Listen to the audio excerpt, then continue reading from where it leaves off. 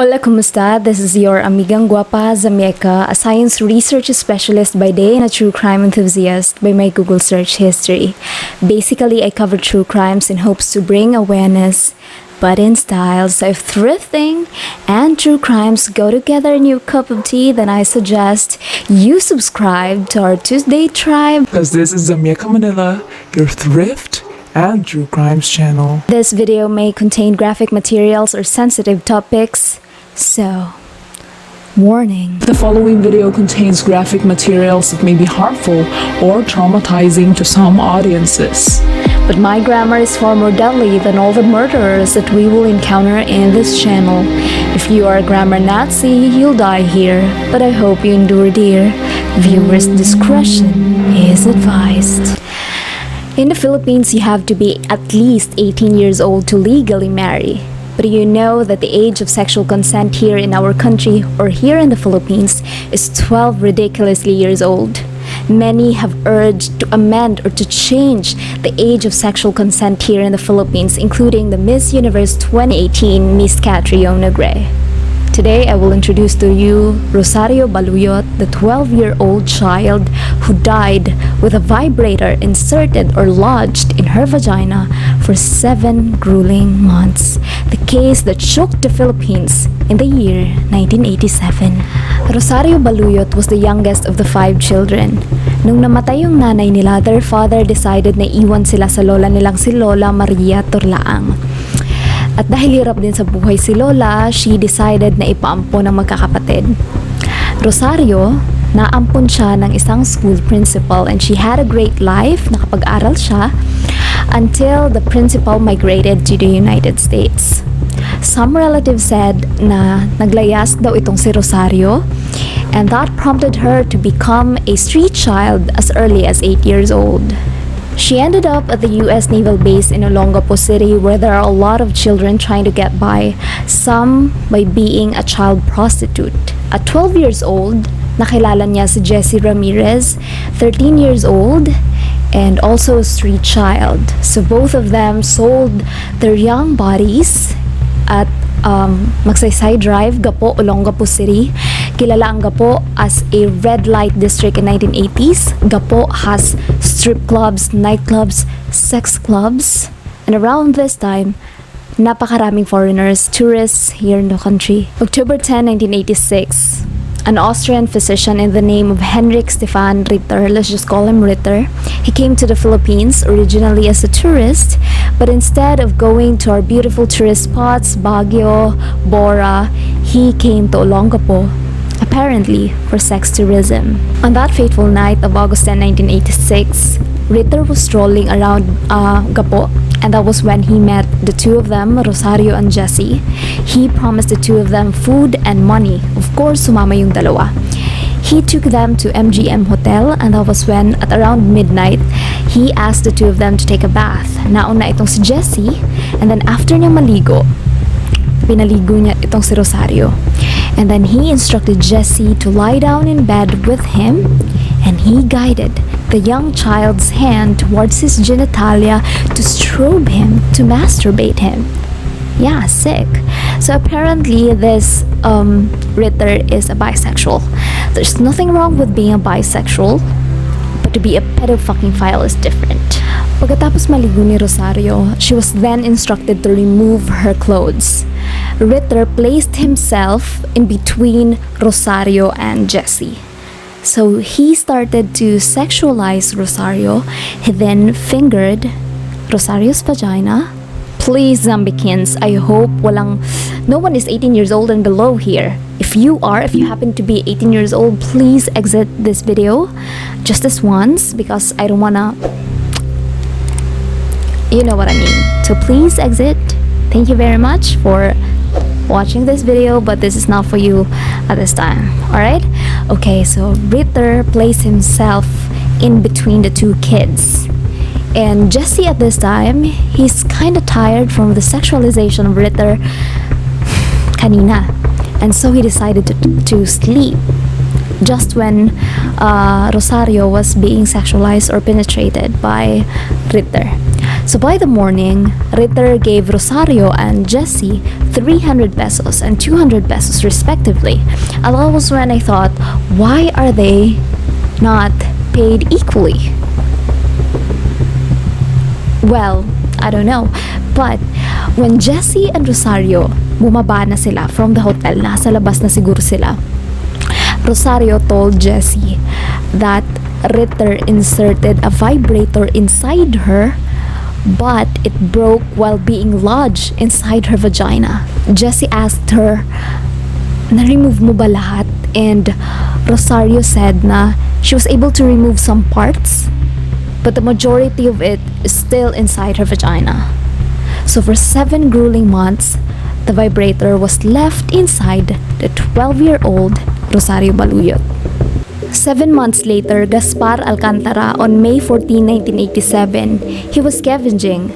Nangangalakal siya near the US Naval Base nung nakita niya yung mga taong nagkukumpulan. Curious, he went there to see kung ano tinitingnan nila. And that was when he found Rosario lying na nangangamoy at duguan ang palda. So naawa itong si Gaspar kay Rosario and he took her to Olongapo City General Hospital. He stood as the guardian of Rosario and he filled in all the necessary information for clinical records. As it turns out, kilala ni Gaspar itong si Rosario because Gaspar, he has a twin brother, Melchor, and Melchor, meron siyang inaalaga ang bata whose name is Nora, and Rosario is friends with Nora and she visits Nora sa bahay ni Melchor, and that is why Gaspar met this Rosario. During her stay in the hospital, walang kamag-anak ang bumisita kay Rosario. Hindi din siya agad na operahan until 3 Good Samaritans, Jessica Herrera, Fe Israel, and Sister Eva Palencia, they are from a religious and civic organization. They found Rosario and they decided to help her by providing her medication. And nung nakausap na nila si Rosario, they learned that she is 12 years old. They also learned her full name, her address. Her age was very crucial because their program only assists patients from infant up to 13 years old. The doctors found fragments of vibrator covered with pus and blood in Rosario's vaginal canal. Rosario ended up suffering peritonitis. It is a bacterial or fungal infection within her abdomen. And with her help, with the organization's help, Rosario's operation was scheduled on May 17, 1987. The OB-GYN who attended her, that's Dr. Barcinal, she tried to remove the fragments of the vibrator with a forceps but failed because it is already embedded sa vaginal canal and is already covered with tissues. So talagang dumikit na sa vaginal canal ni Rosario. Another surgical operation was scheduled the night on May 19, 1987. This time conducted by the hospital director, Dr. Rosete. Rosario's operation was a success. She was able to live for almost a day. However, she was pronounced dead the next day on the afternoon of May 20, 1987. The death certificate stated that the cause of death is cardiorespiratory arrest, secondary to septicemia caused by the foreign object lodged in her vaginal canal. Sa tulong ni Gaspar na ipagbigay alam ni na Sister Eva sa family yung sinapit niya. They also then asked the family if they would want to press charges or file a case against Ritter. And normally, Lola Maria agreed. So they filed the case. And after filing the case, Ritter's lawyer, attorney Legazpi, sent a messenger. Remember, this is 1987. They said that they are willing na makipag-areglo or to settle the case with 15,000 pesos. But Lola Maria rejected or refused the offer. I did some inflation calculation. How much is 15,000 in 1987 would be of value at present, and it is around 104,000 pesos. Then Lola Maria received another letter from the same lawyer telling her that she will need to hire her lawyer. And hiring a lawyer is expensive. So around this time, Lola Maria is considering na makipag-settle na lang or makipag-areglo na lang kay Ritter. So what she did, Lola Maria, together with her pamangkin, Conrado, went to Attorney Legazpi's office. So doon, they were offered a settlement of 20,000 pesos, but she needs to sign a document, a statement na binago yung edad ni Rosario. And Lola Maria did. Pumirma siya, and then after that, the document was subscribed before an assistant city fiscal. So legit yung document na pinirmahan niya. And then, they were given 15,000 pesos kasi yun lang yung binigay ni Ritter. They said na to follow na lang ang 5,000 pesos. Okay, so 2 gives, kaloka. Nabudol pa si Lola Maria kasi hindi niya natanggap yung remaining 5,000 pesos. Around this time, I do not understand too what happened kasi nga 'di ba nagkabayaran na iaatras na ni Lola yung kaso. But Colonel Daos, the Commander-in-Chief ng Police Department of Olongapo City, ordered a follow-up investigation sa case ni Rosario. So Sister Eva, together with the local police, they started their investigation, and that was when they found Jesse.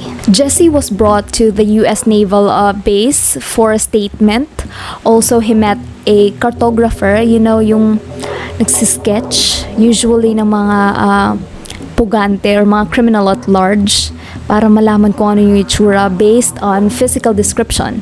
So they were able to have a sketch of Ritter, and then since foreigner itong si Ritter, what the naval base did, lahat ng mga American servicemen that looks the same sa sketch, pinalinya silang lahat, and then Jesse was asked to point out baka andon yung si Ritter or yung suspect. But Jesse remembers the face of Ritter, and no one sa mga American servicemen na pinalinya doon yung suspect. Also, he added na the suspect has a homosexual mannerism, meaning may pitik itong si Ritter. So the police set up a capture operation. They first went to Luneta, but Ritter wasn't there. But on September 25, 1987, they asked Jesse and another street child to stand on a corner of A. Mabini and H. Del Pilar Street. When a foreigner came to them, talked to them, and then went inside the bar. That was when Jesse gave his thumbs up, a confirmation that that foreigner is the suspect, Ritter. So the police arrested Ritter inside the bar, and they confirmed that the foreigner looks exactly the same as the sketch, only that the beard was off. Of course, baka shinave niya. At first, he was brought to Manila Western Police Department, but the next day, he was brought to Olongapo City Jail, where cases of rape and homicide were filed against him. So Ritter was put to trial. His defense, or yung kampo niya, they argued na Jesse described Ritter as American when in fact he is an Austrian. But we all know na usually, especially mga bata, pag Western foreigner, we call them American no matter what, kahit Canadian pa yan, kahit Australian pa yan, we refer to them as Americans. Also, nakuha din ng kampo ni Ritter yung copy ng baptismal ni Rosario and the testimony of the priest who initiated her baptismal, where in the baptismal, nakalagay doon na she was baptized on December 25, 1974, and she was born on December 26, 1973. That would make Rosario 13 years old in 1987. Although the priest was aminado na he wasn't sure kung correct yung data or the dates that were imprinted on the baptismal. Also, they are claiming that the vibrator inserted isn't a deadly weapon, so there is no homicide in that. However, the court cited the testimony of Rosario's Lola Maria, who said that she will never forget the date that Rosario was born. Kasi on that same day, namatay yung brother niya, and Rosario's mother couldn't come to the funeral kasi she is giving birth to Rosario. Also, the court has given weight to the clinical records from the hospital na 12 years old siya nung inadmit siya, and the same age was reflected on her death certificate. Therefore, on March 29, 1989, Henrik Stefan Ritter was sentenced to life imprisonment or reclusion perpetua. Justice served, yeah. Of course not. Because after 2 years of imprisonment, naghain ng apela itong si Ritter. And around this time, the decision of the court has been reversed. they have taken account the statement of Jessie na nagsabing hindi niya nakitang si Ritter ang nang-insert ng vibrator kay Rosario. Also, nakapagtataka daw na 7 months after bago nag-set in yung infection. Another statement was taken account that was of the OB-GYNs na sinabi daw ni Rosario sa kanya na Black American daw ang nag-insert ng vibrator sa kanya. So the court ruled na baka may iba pang foreigner na gumamit kay Rosario after Ritter. Wala ring maipakitang birth certificate or any document to support Rosario's real age because according to Article 335 of the Revised Penal Code, there is no statutory rape if the age of the child is beyond the age of consent, which is 12 years old. And because of this technicality sa age ni Rosario, Ritter was acquitted. Napawalang sala si Ritter, nagbayad lang siya ng moral damages, and he was deported back to Austria as a free man. With that, Ritter being acquitted, hindi nabigyang hustisya ang pagkamatay ni Rosario. Even back then, pedophiles like Ritter ended up being protected instead of the victims like Rosario. Imagine, her own country's laws ended up betraying her. The life of Rosario was the subject of the documentary novel entitled Rosario is Dead, which paved the way for legal reforms in the Philippines to place emphasis on protecting children from sexual abuse and exploitation. However, the age of consent remained at 12 years old as it was immortalized in the Penal Code enacted in 1930. The good news is, last December 2020, the House bill raising the age of consent to 16 was on its final reading. However, personally, I think it should be 18 years old. No discussions needed. 18 years old. On the upcoming election, I will vote the candidate whose platform includes amending the current age of sexual consent in the Philippines. We shall put an end to this old, disgusting ruling. And that is the awful, tragic case of Rosario Baluyot. I hope you now see why I do this type of content. I want to raise awareness and I want us to see kung saang part ng sistema tayo rotten so that we can change it. Thank you for watching and please don't forget to subscribe. I hope your immune system gaming is strong, taste buds fully functioning. Please get vaccinated and of course please register to vote. COMELEC link will be at the description down below and I'll see you in my next vlog or in my next episode. Bye!